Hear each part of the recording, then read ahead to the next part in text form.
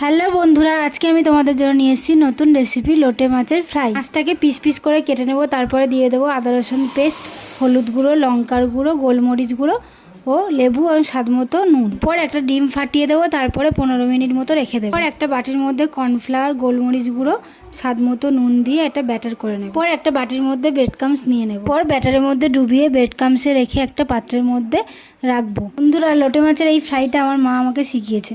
এখানে মাও আমাকে হেল্প করছিল রান্না করার সময়। মাছ খেতে অনেকে পছন্দ করে না, কিন্তু এরকমভাবে করলে সবাই পছন্দ করবে। এরপর মাছগুলোকে ব্রেড ক্রাম্বসে দেওয়ার পরে গ্যাসটাকে হিটে রেখে সবগুলোকে ভেজে নেব। বন্ধুরা, আমার এই রেসিপিটা কেমন লাগলো? ভালো লাগলে লাইক করে দিও, আমার চ্যানেলটি সাবস্ক্রাইব করে দিও, আর ফেসবুক থেকে দেখে থাকলে আমার পেজটি ফলো করে দিও। টাটা বন্ধুরা, দেখা হচ্ছে নেক্সট ভিডিওতে। তোমরা আর কি ধরনের রেসিপি দেখতে চাও আমাকে কমেন্টে জানাতে পারো।